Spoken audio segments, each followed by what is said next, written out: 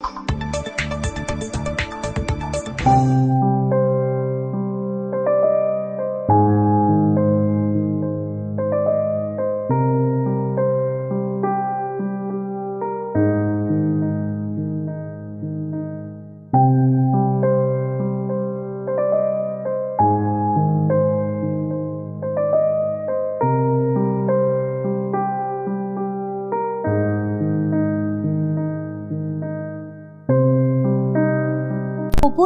जिल्हा अहमदनगर येथे 15 वर्षाच्या मुलीवर काही नराधमांनी केलेला अत्याचार आणि त्यानंतर तिचा केलेला खून ही घटना माणुसकीला काळीमा फासणारी आहे। महाराष्ट्राच्या लौकिकतेला काळीमा फासणारी घटना घडली आहे।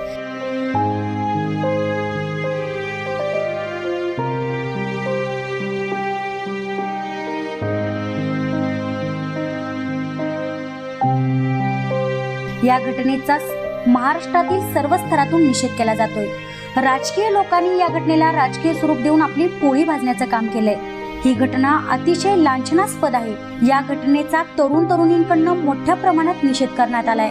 या घटनेबद्दल तरुण तरुणींनी आमच्या प्रतिनिधीशी खास संवाद साधलाय। मावळलेल्या 20व्या शतकात आणि उगवलेल्या 21व्या शतकामध्ये महिलांच्या सुरक्षिततेचा प्रश्न आवासून उभा आहे। या प्रश्नाला छेद मिळणं ही काळाची गरज आहे। कोपर्डी तालुक्यामध्ये 15 वर्षीय मुलीवर काही नराधमांनी बलात्कार करून तिचा खून केलाय। या घटनेचे पडसाद तीव्र सगळीकडे उमटत आहेत। पण काही तरुण तरुणी आज आपल्यासोबत आहेत, त्यांच्याकडनं मत जाणून घेऊयात, त्यांच्या काय प्रतिक्रिया आहेत घटनेवर। काय सांगशील तू? जी कोपर्डी तालुक्यामध्ये जी घटना घडली बलात्काराची, काय वाटतं तुला? काय सांगशील तू? महिला सुरक्षित आहेत असं तुला वाटतं का? नाही, स्वतः मुलांची मेंटॅलिटी बदलली पाहिजे। म्हणजे किती जरी त्याच्यावर कायदे केले तरी सुद्धा स्वतः मुलांनीच असं केलं नाही पाहिजे। असं म्हणजे त्यांनी असं नाही करावं असं त्यांच्या मनात आलं पाहिजे। बरं, कुठेतरी पुरुषांची मानसिकता या गोष्टीसाठी आड येते असं वाटतं का तुला? काय सांगशील त्या बाबतीत? हो, काय उपाययोजना केली पाहिजे की जेणेकरून हे जे बलात्काराच्या ज्या घटना घडतात त्या घटना घडणार नाहीत? मुलांच्या मम्मी पप्पांनीच त्यांना शिकवलं पाहिजे। म्हणजे संस्कार ही जी गोष्ट म्हणतात मुलांवर झाले पाहिजेत ना। बरं, आपल्यासोबत आणखीन काही तरुण वर्ग आहे, त्यांच्याकडनं आपण जाणून घेऊयात की या घटनेबद्दल या तरुणांचं काय मत आहे। काय सांगशील तू? सध्या आपण पाहतो की कोपर्डी तालुक्यामध्ये एका 15 वर्षीय मुलीवर जी बलात्काराची वेळ आलेली आहे, बलात्कार करून तिचा खून करण्यात आलेला आहे। काय वाटतं या घटनेबद्दल? काय सांगशील तू? तुम्ही म्हणला त्याप्रमाणे आपण आत्ता जरी 20व्या शतकात असलो तरी आपली जे आत्ता संघटन चालू आहे, देशाचं एक संघटन चालू आहे, हे आदर्श घ्यायला झालं तर शिवाजी महाराजांच्या काळात घ्यायला पाहिजे। महिलांची सुरक्षितता बघायला गेली तर शिवाजी महाराजांच्या काळात डायरेक्ट शिक्षा होत होती। आत्ता आरोपी सुटतात, परंतु आत्ता जो झाला एक प्रकार आरोपी त्यातला सुटला सुद्धा, हे बरोबर नाही आहे। त्यामुळं सरकारचं लक्ष आहे ना जरा घेतलं पाहिजे गांभीर्यानं, असं सांगू इच्छितो। बरं, महिलांच्या सुरक्षिततेसाठी काय केलं पाहिजे असं तुला वाटतं? काय सांगशील त्या बाबतीत? आता जो घटना झाली याच्यातला जो आरोपी आहे, जे असतील त्यांना अशी शिक्षा दिली पाहिजे की परत कोणी याचं धाडस नाही केलं पाहिजे। आणि आता एक फॅशनचा जमाना आहे, त्यामुळे त्याच्यावर सुद्धा एक कंट्रोल केलं पाहिजे। संस्कृतीचं जतन झालं पाहिजे, जे आज होत नाही। विद्यार्थी जरा फॅशनेबल होतात। ठीक आहे, फॅशनेबल होतात हा तू मुद्दा काढलास। मूवी वगैरे पाहत असशील, ऍक्टर पाहत असशील, ते ऍक्टर बघायला तुम्हाला मजा वाटते आणि एखाद्या मुलीनं तुमच्याच कॉलेजमध्ये घातल्यानंतर तुमचे डोळे आवासून उभं राहतात, त्या बाबतीत काय सांगशील जर फॅशनचाच विषय चाललाय तर? बलात्कार होतात हे कसं आहे, प्रत्येकाची एक मानसिकता असते। त्याचबरोबर विद्यार्थ्यांनी जर आपल्या संस्कृतीचं जतन केलं, निदान टिकल्या लावल्या, पूर्ण पोशाख जरी केला विद्यार्थ्यांनी, तरी सुद्धा हे घटना कमी व्हायचं एक चिन्ह दिसून येईल आपल्याला। बरं, म्हणजे फक्त तुला असं म्हणायचं की जे कपडे वगैरे घालतात मुली, तर त्या बाबतीत थोडीशी बंधनं आली पाहिजेत मुलींच्या कपड्यांवर असं म्हणायचंय? हो, पण चित्रपटामध्ये आपण पाहतो, सगळीकडे पाहतो, तर त्या मुली तुम्हाला खूप आवडतात असं एकंदरीत दिसून आलेलं आहे। चोरून फोटो पाहता तुम्ही? मॅडम कसं आहे आत्ताचं की चित्रपटातल्या सगळ्याच घटना खरा असं नाही।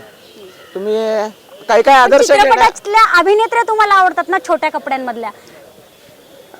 आता त्याला काही बोलू नाही शकत, ते चित्रपटांवर बंदी घेतल्या पाहिजे। संस्कृती तुम्ही जतन केलेलं बघा, त्याच्यात दाखवतात पण काही चांगल्या गोष्टी सुद्धा घेण्यासारख्या आहेत ना, वाईटच कशाला घ्यायचं?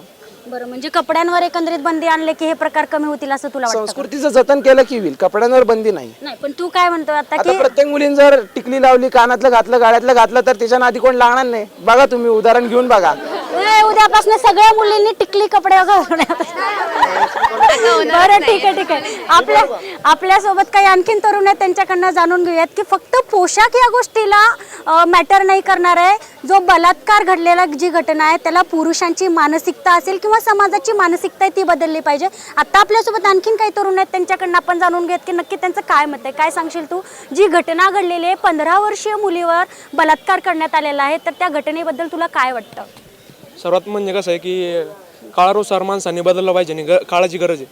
पण त्यानुसार नाही का बलात्कार हा सर्वप्रथम पुरुषाकडून होतो. पुरुषांनी स्वतःची आपली नाही का की एक मानसिकता किंवा जर त्यांच्या प्रति बघण्याचा दृष्टिकोन जर चेंज केला तर ही गोष्ट घडणार नाही. आणि जर घडली ना तर त्या व्यक्तीला त्या नराधमाला आहे ना मरस्तोपर्यंत शिक्षा द्या, जेणेकरून दुसरं कोण करणार नाही. बरं, ठीक आहे की शिक्षा वगैरे दिल्या, पण प्रत्येक वेळेस शिक्षा दिल्यानंतर सुद्धा आता बरेच आपण पाहतो की निर्भया प्रकरणानंतर पण त्यांना मोठ्या प्रमाणात शिक्षा करण्यात आली होती. पण निर्भयाच्या नंतर हे प्रकरण आता कोपर्डी तालुक्यामध्ये झालेलं आहे. म्हणजे शिक्षा दिल्यानंतर पण ही घटना घडलेली आहे, त्या बाबतीत काय मत आहे तुझं? याचा अर्थ शिक्षा ती लोकांपर्यंत पोहोचली नाही, तिचं भय काय ते लोकांपर्यंत पोहोचले नाही, ते व्यवस्थित पोहोचलं पाहिजे. आणि दुसरी गोष्ट म्हणजे स्वतः स्त्रीने स्वतः नाही का स्वतःची रक्षा केली पाहिजे. थोडंफार तिने स्वतःची रक्षा करू शकली तर ती गोष्ट टाळू शकते. कशी रक्षा केली पाहिजे असं तुला वाटतं? काय केलं पाहिजे? नाही का थोडं 2 हात उचलतील किंवा 2 काना खाली मारतील एवढी तरी सशक्त पाहिजे, तरच ही गोष्ट टळू शकते. पण आपण पाहतो की आता समाजामध्ये मुलींना बाहेर फिरायचं म्हणलं तरी स्वातंत्र्याने सातच्या आत घरात हीच परिस्थिती आपण सध्या पाहतोय, कारण एवढ्या घटना समाजामध्ये घडत आहेत. तर त्यावर काहीतरी उपाय केले पाहिजेत का की जेणेकरून एक स्त्रियांच्या ज्या स्वातंत्र्यावर गदा येते ती गदा येणार नाही? याच्यावर उपाय नाही, याच्यावरती उपाय एकच आहे की प्रत्येकाने त्याची मानसिकता बदलावी. बरं, आपल्यासोबत आणखीन काही तरुण वर्ग आहेत, त्यांच्याकडनं आपण जाणून घेऊयात की नक्की त्यांना काय वाटतं. काय सांगशील तू? स्त्री सबला आहे असं वाटतं का तुला? सगळ्यात पहिल्यांदा काल परवा कर्जत तालुक्यात कोपर्डीत जी घटना घडली ती खूपच घृणास्पद आहे. आणि याला पुरुषांची एक मानसिकता आहे ती खूप मोठ्या प्रमाणात जबाबदार आहे. आणि ही सगळं बदलण्यासाठी पुरुषांची मानसिकता आपण बदलली पाहिजे, पुरुषांनी मानसिकता बदलली पाहिजे आणि स्त्रियांनी पण आपलं सक्षमीकरण केलं पाहिजे. पुरुषांशी 2 हात करता आले पाहिजेत, त्यांना संकटाच्या वेळी त्यांना हे करायला आलं पाहिजे. आणि ज्यावेळेस एखादी घटना घडते त्यावेळेस आपल्या कायद्यामध्ये भरपूर पळवाट आहेत, त्यामुळं तो नराधम अगदी लवकरच सुटू शकतो किंवा बाहेर येऊ शकतो. त्यासाठी एकच आपल्यासाठी छत्रपती शिवाजी महाराजांनी वयाच्या 15व्या वर्षी रांजाच्या पाटलाला जी शिक्षा दिली होती ती शिक्षा जर आपण त्याप्रमाणे जर शिक्षा आपण अंमलात आणली तर आता त्याची भय काय असतं ते शिक्षा काय असते ती सगळ्या समाजाला कळेल आणि यानंतरचे असे प्रकार खूप मोठ्या प्रमाणात कमी होतील. या सगळ्यावरती एकच उपाय आहे, ते म्हणजे छत्रपती शासन. ओके, आपलं बरोबर आहे. छत्रपती शिवाजी महाराजांचं शासन करणं खरंच आजच्या काळाला गरजेचं ठरलेलं आहे. आपल्यासोबत आणखीन काही आहेत तरुण आहेत, त्यांच्यासोबत जाणून घेऊयात आपण. काय सांगशील तू या घटनेबद्दल? काय वाटतं? मला वाटतं की इथे जर फडणवीस साहेबांची मुलगी असती तर त्याच्या वेळी असं झालंच नसतं. रामसाहेबांची मुलगी असते झालंच नसतं. त्यांनी इथं कठोर भूमिका घ्यायला हवी. जे शिवाजी महाराजांच्या काळात होतं तसंच व्हायला पाहिजे. आता चौकात त्यांना जर गोळी मारली तर पुन्हा कोणच करणार नाही, एवढंच मला सांगू वाटतं फक्त. म्हणजे चौकात उभं राहून पण कायदा हातात घेण्यासारखी ती परिस्थिती होते ना. हो, पण जरी झाली तरी चालत नाही. शिवाजी महाराजांच्या काळात जे होत होतं तेच आत्ता व्हायला पाहिजे असं एवढं बात. बरं, काय वाटतं तुला? काय सांगशील या घटनेबद्दल? मला तर असं वाटतं की जो हा गुन्हा करेल की त्याला डायरेक्ट तिथंच संपवायला, त्याला तिथंच शिक्षा देऊन त्याचं पूर्ण हे केलं पाहिजे. कारण जरी मुलीने 1 हातचे 2 हात केले की तिच्यावर ॲसिड फेक हे किती असे प्रकार आपल्याला दिसले आहेत आतापर्यंत. घरच्यांना त्रास, मुलींना खूप मानसिक हे करावं लागते. आज चौकांमध्ये मुलींना छेडताना दिसत आहेत, तरी जरी आपण पोलिसांना बोलू तरी काय उपयोग नाही. ते तिथल्या तिथं 2 काट्या मारतील, पण दुसऱ्या दिवशी तेच सगळं परत तसंच चाललं. रोजचं रोज तेच आहे. म्हणजे एक दिवस करून नाही तर ते कायमचं असं की मुलांना अशी शिकवण दिली पाहिजे कॉलेजपासून सगळीकडेच. कमीत कमी मुलीकडे बघण्याचा दृष्टिकोन, म्हणजे आपली आई आहे, बहीण आहे, शक्यतो मुलगीच आहे, पण तिच्याकडे जो दृष्टिकोन बघण्याचा तो मुलांमधला पूर्ण चेंज झाला पाहिजे. प्लस बरं, महिला अबला आहेत की सबला आहे असं तुला वाटतं? स्त्रियांच्या बाबतीत काय सांगशील तू? महिलांना बळ आहे, खूप आहे, पण महिला त्याचा उपयोग केला तरी हे आपली जी बघण्याची लोक आहेत ती तिला त्याचा उपयोगच करून देत नाही. का तर ती महिला आहे, हिने आज 1 हात केला की तिच्यावरच सगळे शिंपडे, म्हणजे तीच खराब, असा दृष्टिकोन लोकांचा आहे. म्हणजे तो एकंदरीत जो समाजाची मानसिकता आहे, समाजाचा जो दृष्टिकोन आहे तो बदलला पाहिजे असं वाटतं का? हो, तोच म्हणजे महिलांनी कपडेही चेंज केले, म्हणजे महिलांनी जरी कपडे बारीक घातले तरी जो मानसिक जो समोरचा आहे त्याच्या दृष्टिकोनात तो दोष हे लोकांना कळतच नाही का. तर तिने कपडे बारीक घातले म्हणून ती काय फिरू शकत नाही का? बाहेरच्या देशांमध्ये काय मुली काय अशाच आहेत का? सगळीकडे आता फ्रीडम तेवढा आहे, वापरला तर पाहिजे ना त्याचा. आपल्यासोबत आणखीन काही तरुण आहेत, त्यांच्याकडनं जाणून घे. कर्जत तालुक्यामधली जी कोपर्डीमध्ये जी घटना घडलेली आहे ती 15 वर्षीय मुलीवर बलात्कार करण्यात आलेला आहे, त्या घटनेबद्दल तुला काय वाटतं, काय सांगशील?